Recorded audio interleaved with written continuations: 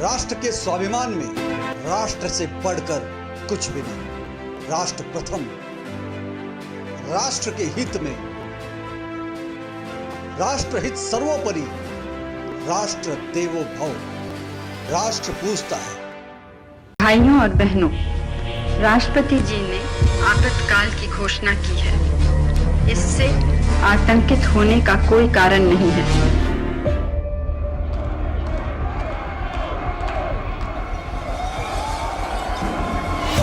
था वो जुल्मो सितम का दौर, था वो जुल्मो सितम का दौर, नहीं पता था होगी भोर। ठूस ठूस कर भर दी जेल, ठूस ठूस कर भर दी जेल, रौंद डाला कानून चौबोर।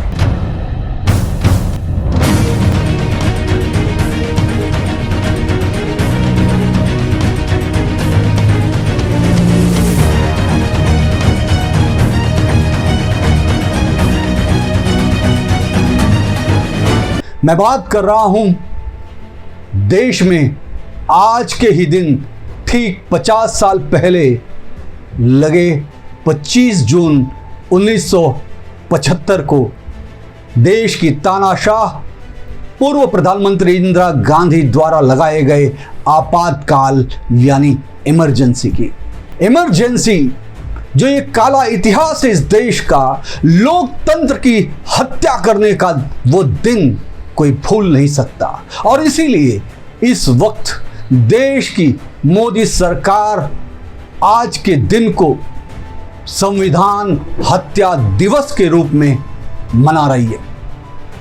पूरे देश में आज के दिन जो ठीक 50 साल पहले लोकतंत्र की हत्या हुई थी, संविधान की हत्या हुई थी, उस आपातकाल के दर्द आज भी लोगों के आंखों में छलक रहे हैं। मधु दंडवते जो कि एक बहुत बड़े समाजवादी नेता थे, उन्होंने लिखा है अपने पुस्तकों में बेंगलुरु के जेल के अपनी यादों कि उनके बगल में एक कमरा था जहां से एक औरत की चीख आती थी और वो बार बार चिल्लाती थी।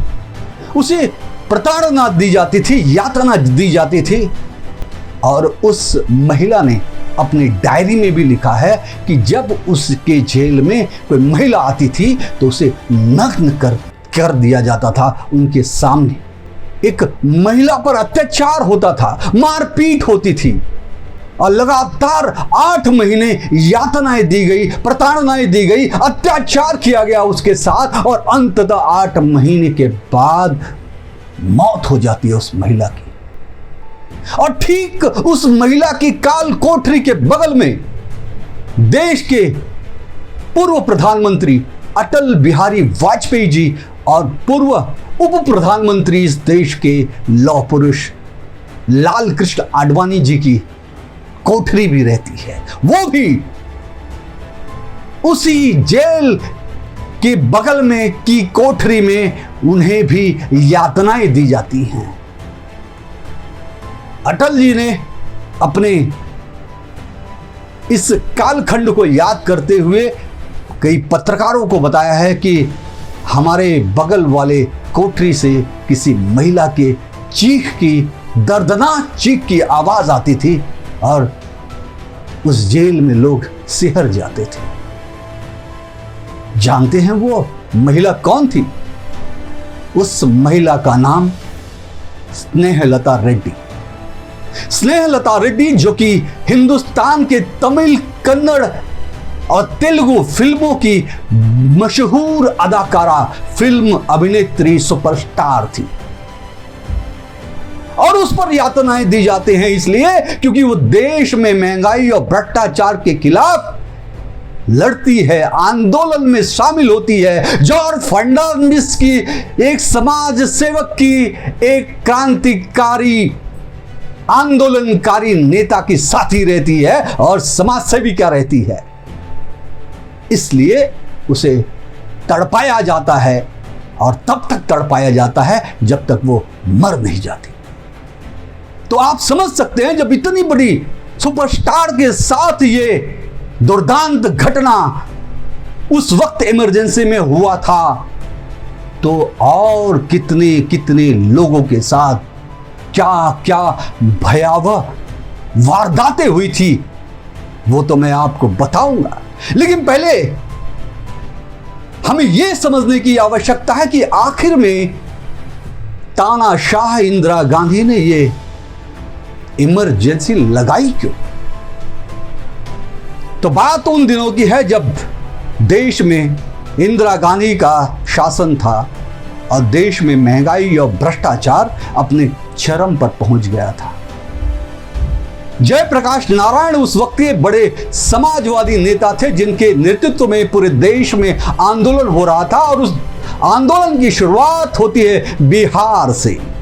बिहार में विद्यार्थी छात्रों का नवजागरण आंदोलन होता है और वो आंदोलन गुजरात पहुंचता है। गुजरात में विद्यार्थियों का आंदोलन इतना तीव्र हो जाता है कि वहां की कांग्रेस के मुख्यमंत्री को इंदिरा गांधी को हटाना पड़ता है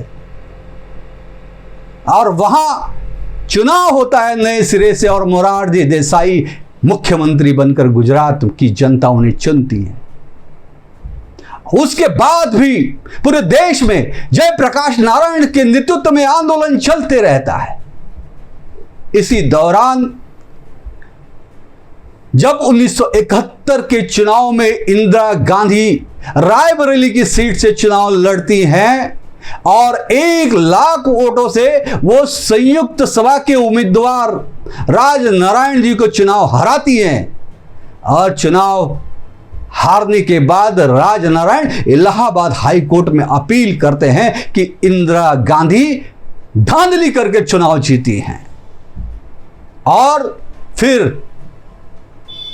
12 जून 1975 को इलाहाबाद हाई कोर्ट ने निर्णय दिया कि इंदिरा गांधी ने जो चुनाव रायबरेली से लोकसभा का जीता वो चुनाव धांधली करके जीता। उसमें सरकारी अधिकारियों का इस्तेमाल किया गया, सरकारी महकमे का दुरुपयोग किया गया, चुनाव में धांधलियां की गई। चुनाव में इंदिरा गांधी ने जो स्टेज, जो साजो सज्जा, जो चुनाव के लिए साहित्य लगते हैं वो सारे सरकारी पैसों से किए थे। सरकारी अधिकारियों का भी उसमें इस्तेमाल करके दुरुपयोग किया जाता है जो सिद्ध होता है हाई कोर्ट में। और इलाहाबाद हाई कोर्ट इंदिरा गांधी को प्रधानमंत्री पद से हटने का निर्णय देता है और आने वाले 6 वर्षों तक उनके किसी भी प्रकार के चुनाव लड़ने पर प्रतिबंध लग जाता है। इंदिरा गांधी के पैर के नीचे से जमीन खिसक जाती है। एक तरफ जयप्रकाश नारायण का जेपी मूवमेंट का जन आंदोलन, दूसरी तरफ उनका हाई कोर्ट इलाहाबाद के द्वारा उन्हें प्रधानमंत्री पद से हटना। विशेषज्ञ तो ये तक भी बताते हैं कि इंदिरा गांधी अपने सिपे सालारों के साथ पिछले 6 महीने से लगातार देश में ऐसा कानून बनाने की और देश में ऐसा संशोधन करने की षड्यंत्र कर रही थी कि सारी सत्ता उनके हाथों में आ जाए, न्यायपालिका द्वितीय दर्जे की हो जाए, संसदीय जो बोर्ड है, समिति है, वो द्वितीय दर्जे की हो जाए। और उनके चाटुकार सिपे सालार तो ये भी चाहते थे कि देश में एक ही पार्टी कांग्रेस हो, सारे विपक्षी दल खत्म हो जाए और इंदिरा गांधी देश की सदैव के लिए प्रधानमंत्री या राष्ट्रपति बनी रहें। ये षड्यंत्र, ये कुचत्र कांग्रेस पार्टी के कुछ नेताओं, जिसमें पश्चिम बंगाल के मुख्यमंत्री और सिद्धार्थ रे जो कि इंदिरा गांधी के बहुत ही खासम खास थे, ये सारे लोग, बंसीलाल, इन लोगों ने मिलकर षड्यंत्र कर रहे थे। लेकिन जेपी आंदोलन और इलाहाबाद हाई कोर्ट के निर्णय ने इनके सारे इरादों पर पानी फेर दिया। इंदिरा गांधी सुप्रीम कोर्ट में अपील के लिए जाती हैं। देश का माननीय उच्चतम न्यायालय हाई कोर्ट के निर्णय को सही ठहराता है और तब इंदिरा गांधी आनन फानन में रात के 12 बजे के बाद जाकर तत्कालीन राष्ट्रपति को देश में इमरजेंसी लगाने को कहती हैं। न अपने कैबिनेट से चर्चा, न किसी से चर्चा। एक तानाशाह के रूप में इंदिरा गांधी रात के 12 बजे 25 जून 1975 को देश में आपातकाल घोषित कर दिया। भाइयों और बहनों, राष्ट्रपति जी ने आपातकाल की घोषणा की है। इससे आतंकित होने का कोई कारण नहीं है।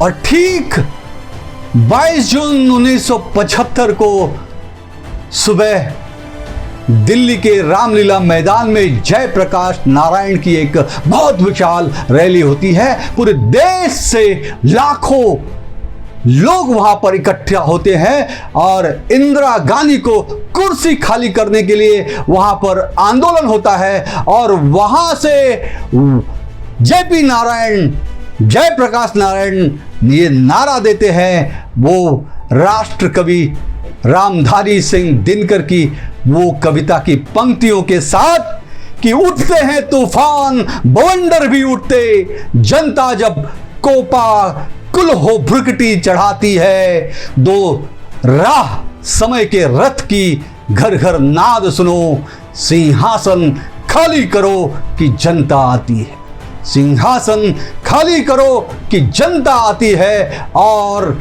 ये हुंकार सुनकर इंदिरा गांधी को फिर उनके पैर के नीचे की जमीन खिसकती है और वो आनंद फानन में रातों रात इस देश के अंदर इमरजेंसी लगाती है। और इस इमरजेंसी के अंदर देश की न्यायपालिका हो, देश का चौथा लोकतंत्र का स्तंभ पत्रकारिता हो और विरोधी दल के नेता हो, सभी को जबरदस्ती जेल के अंदर ठूस दिया जाता है। जो अखबार निकलते थे उस वक्त, उन जो प्रेस होते थे उनकी लाइटें काट दी जाती हैं, पत्रकारों और संपादकों पर पाबंदी लगाई दी जाती है। 327 से ज्यादा जो अखबार रहते हैं उस पर बंदी लाई जाती है। संपादकों को जेल के में ठूस दिया जाता है, उन्हें तरह तरह की यातनाएं दी जाती हैं। देश के अंदर जो विरोधी पक्ष के नेता रहते हैं, अटल बिहारी वाजपेयी, जयप्रकाश नारायण, लाल कृष्ण आडवाणी, नानाजी देशमुख, अरुण जेटली, ये सारे लोगों को जेल की सलाखों के में डाल दिया जाता है। जॉर्ज फर्नांडिस, जो लोग एक क्रांतिकारी के रूप में, आंदोलनकारी के रूप में आंदोलन करते हैं, उन्हें भी टॉर्चर किया जाता है। किसी का नाखून निकाल लिया जाता है, किन्हीं को 3rd डिग्री दिया जाता है, शरीर पर अनेक प्रकार की यातनाएं दी जाती हैं। रात को उन्हें निर्वस्त्र करके रास्ते में खुलेआम खड़ा करके उन्हें ठंडा पानी उनके ऊपर डाला जाता है। और बिहार के अश्विनी कुमार चौबे, जो अखिल भारतीय विद्यार्थी परिषद के नेता रहते हैं, उनको तो गरम तवे पर लिटाकर उन्हें प्रताड़नाएं दी जाती हैं, यातनाएं दी जाती हैं। ऐसे अनेकों अनेक यातनाएं दी जाती हैं। आपको पता ही होगा कि देश के पूर्व प्रधानमंत्री अटल बिहारी वाजपेयी जी को भी जब वो प्रधानमंत्री काल पूर्ण कर रहे थे, उन्हें कई तरह की शारीरिक तकलीफें थी, घुटने का उनका ऑपरेशन भी हुआ। ये वही यातनाओं के कारण हुआ जो इमरजेंसी में उनके साथ किया गया था।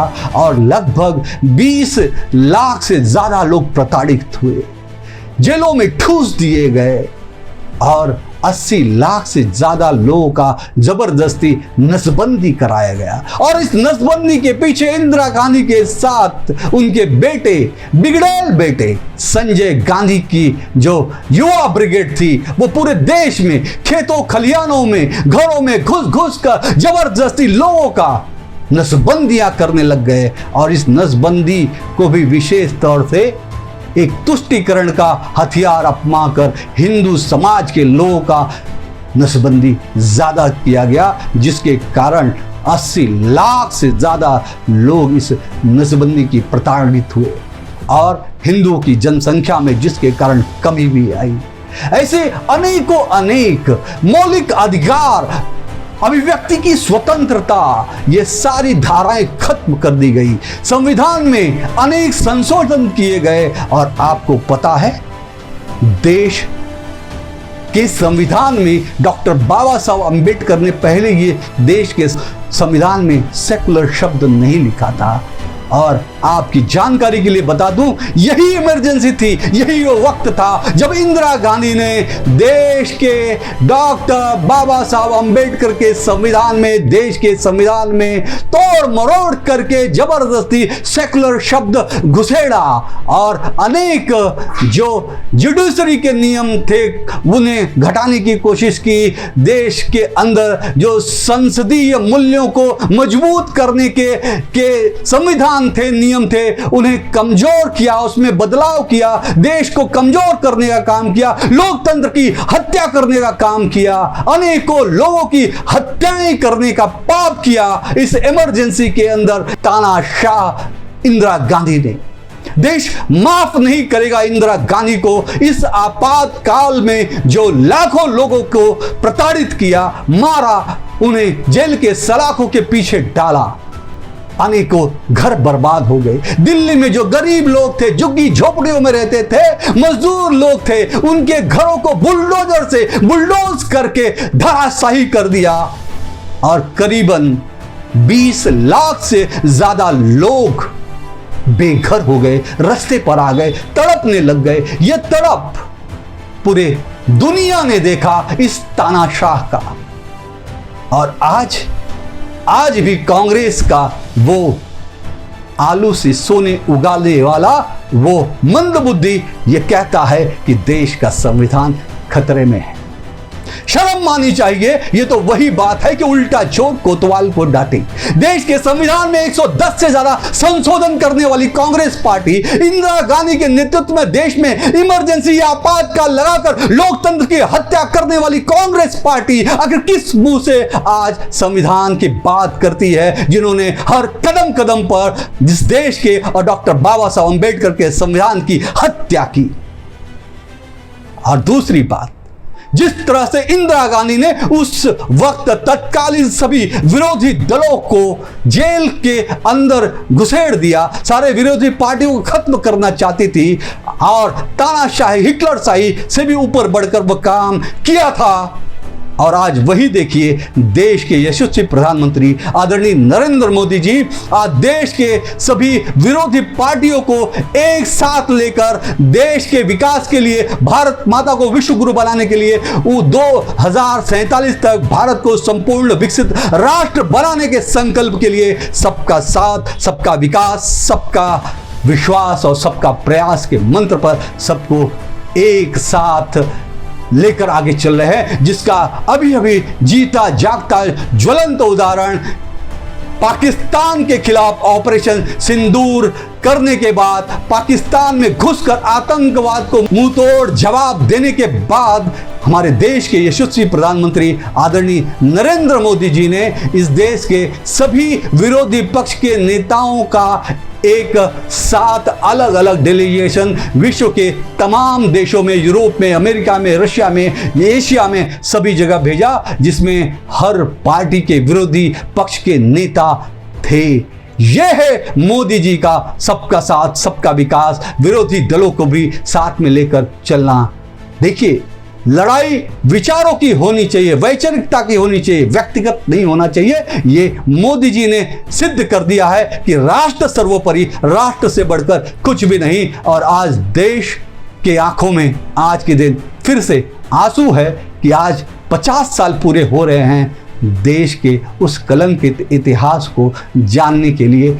नई पीढ़ी को भी समझना चाहिए कि आज से 50 साल पहले किस प्रकार से लोकतंत्र की हत्या हुई थी, किस तरह से संविधान की हत्या हुई थी। ये हमें कभी भूलना नहीं चाहिए और यही वो काला इतिहास हमें हमेशा सजग रखेगा कि हम देश में लोकतंत्र को मजबूत करें। और ये लोकतंत्र की मजबूती भारतीय जनता पार्टी के नेतृत्व में, राष्ट्रीय स्वयंसेवक संघ के नेतृत्व में ही हो सकती है। जो लोग राष्ट्रीय स्वयंसेवक संघ पर टिप्पणियां करते हैं, उन्हें मैं बताना चाहूंगा कि इमरजेंसी के अंदर इंदिरा गांधी ने आरएसएस पर बंदी लगाई थी और भी 26 संगठनों पर बंदी लगाई थी, लेकिन इमरजेंसी के खिलाफ देश के हित में आरएसएस संगठन के लोग भूमिगत होकर काम कर रहे थे, कई लोग जेल के सलाखों में थे, कई लोगों को बहुत बहुत प्रताड़ना दी गई थी। राष्ट्रीय स्वयंसेवक संघ को हर तरह से इस इमरजेंसी में प्रताड़ित किया गया। और आज के जो देश के प्रधानमंत्री नरेंद्र मोदी जी हैं, ये भी उस वक्त अंडरग्राउंड होकर, भेष बदलकर, कभी वो पंजाबी ड्रेस बनकर, कभी बाल बढ़ाकर, कभी साधु बनकर, वो क्रांतिकारियों की, वो स्वतंत्रता सेनानियों की, लोक सेनानियों की मदद करते थे। इमरजेंसी के खिलाफ वो लड़ाई लड़ रहे थे।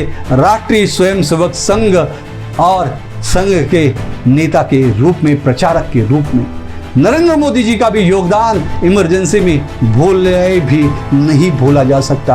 आज हम नमन करते हैं उन शहीदों को जो इस इमरजेंसी में शहीद हुए। हम नमन करते हैं उनकी शूरता, वीरता को, जिन्होंने ये लड़ाई लड़ी इमरजेंसी के खिलाफ। इमरजेंसी में 21 महीने लगातार जेलों में रहे, प्रताड़ित होते रहे। हम नमन करते हैं और हम सीख लेते हैं उनके इस कुर्बानी से, उनके त्याग से, उनके इस बातों से, विचारों से, कि हम हमारे जीवन में भी अच्छे काम करते रहें, संविधान का मार्ग अपनाते रहें, लोकतंत्र के रास्ते चलते रहें, अभिव्यक्ति की स्वतंत्रता और आज़ादी को परिमार्जित करते रहें और देश को सुजलाम सुफलाम बनाते रहें। धन्यवाद।